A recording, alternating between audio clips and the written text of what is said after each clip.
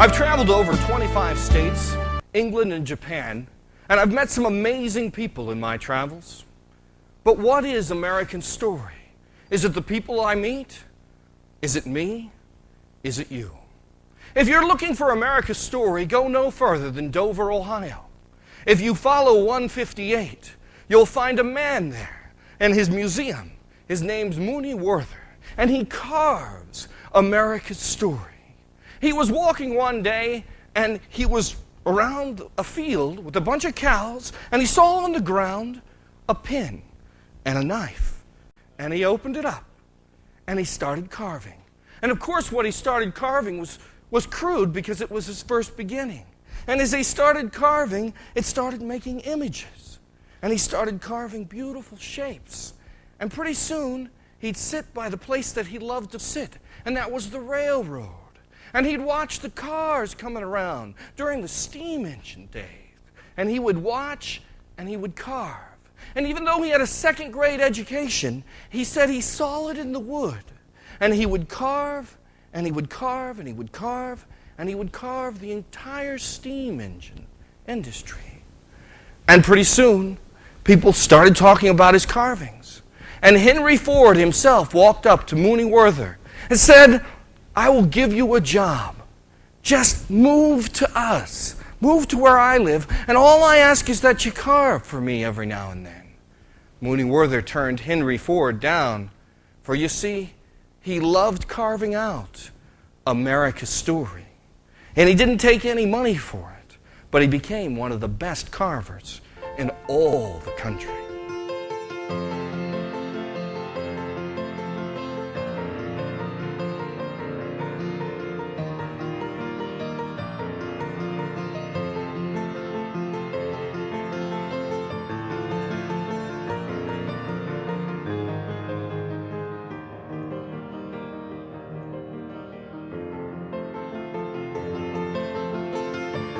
I went to Kent State University.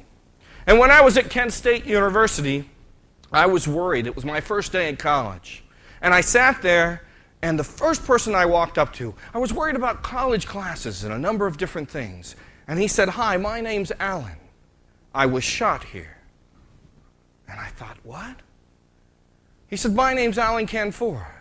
And on May 4th, 1970, I was shot here." And he began to show me his wrist, where 112 M1 bullets that the National Guardsmen had fired, had one of them had went to his wrist. And his story was permanently on his wrist. And it was his story. And Alan Canfor, since then, has been telling people his story and reminding us sometimes the stories are not good ones, but they're ones we need to remember.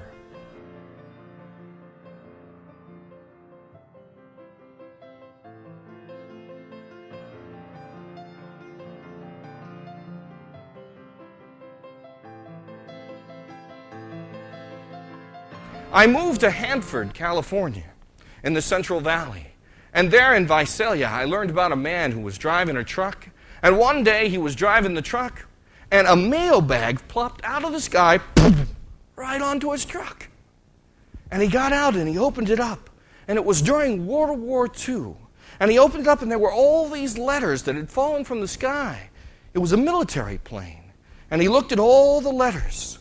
And he knew that some of these would be the last letters that anyone ever read. They would be the letters of fallen soldiers. And this person, who turned out to be the grandfather of someone that I taught at the high school, hand-delivered every one of these letters because America's story needed to be heard.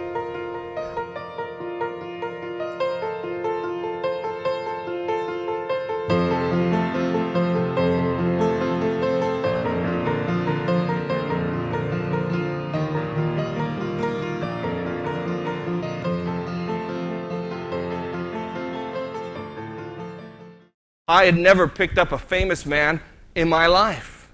I went to the Cleveland Hopkins Airport, and I was driving my car, and I got over by the airport, and a limousine cut me off. And he rolled down the window, and he said, "I'm sorry, buddy, but I got to pick up the mayor." The mayor of Cleveland. I rolled down my window and I said, "I have to pick up James Farmer."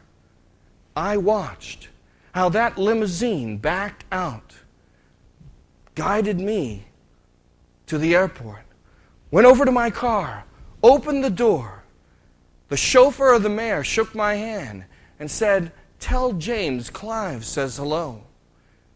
And that's when I realized that I was picking up James Farmer, a man who in the 1940s staged the very first sit-in because of his story. That's when I realized that I was picking up James Farmer, who often had water hoses turned on him just for his civil rights. And I picked him up, and James was blind. I'd never led a blind man in my life.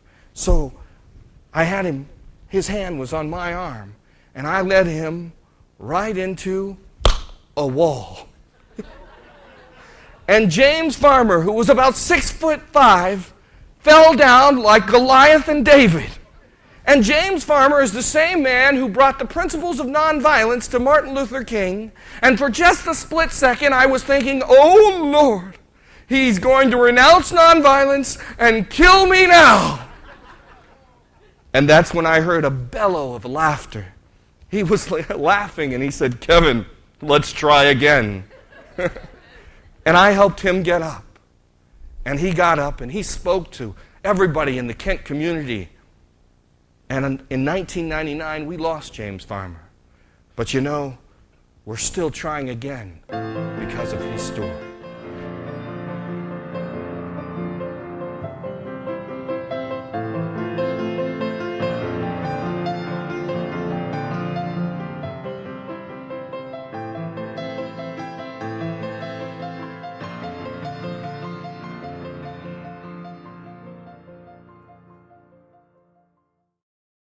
I went to Albuquerque, New Mexico, and there I met a woman named Estefanis Martinez, Blue Water, of the San Juan Pueblos.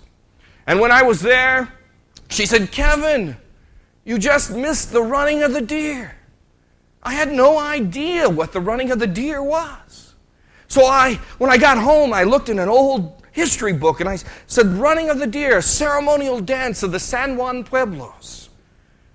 But you see, Estefanis Martinez, Blue Water, she deserves more than that one line.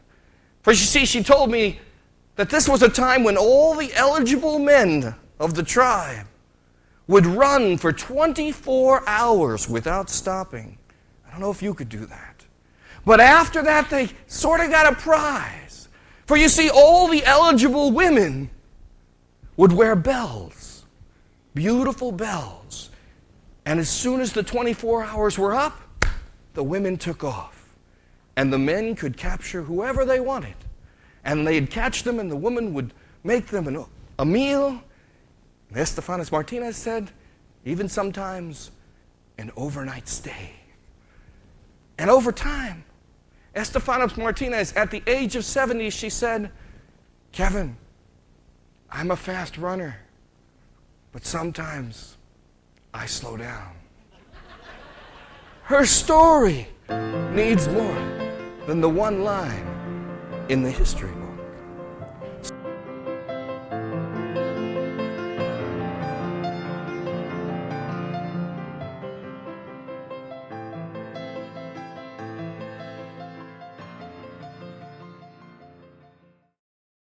Cecilia is a student from Hanford High School, where I teach now. And she said, "Mr. Cordi, I don't think you've heard my story." At 13 years old, she packed up everything from El Salvador. She packed up everything that she had. She said, quote, unquote, because they would kill you for the little that you did have. And she packed up and her entire family, and they walked and drove to Mexico. And there they had the right papers, but the people at the border didn't believe them, so they ripped up her family's papers, forcing her to run. And so she paid her entire family $2,000 per person, $2,000 to go from Mexico to Tijuana to California.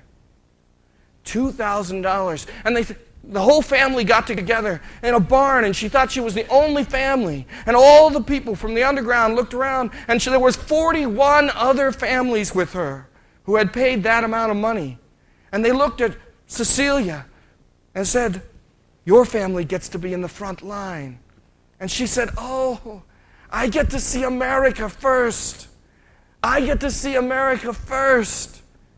And they marched, and they walked for 7 days. And they didn't tell her or her family that the first people that the Border Patrol would get were the people in the front line. And they took her, and they brought her back to Mexico. And when she got to Mexico, her family said, "Even if we don't have the money, we're going to have to walk again." She said, "Mr. Cordi, I was 13 years old. We were walking for days and days on end. The only thing I found was an Oreo cookie that someone had left on the trail. I had to eat it, Mr. Cordi. It was the only thing there. And it took us. I had to hide in a car where the glove compartment is. I had to travel and walk with my family. I didn't think I could make it, but other people picked me up and carried me." And she said it wasn't easy, but we had to get to America. And her story was about the arrival of coming here.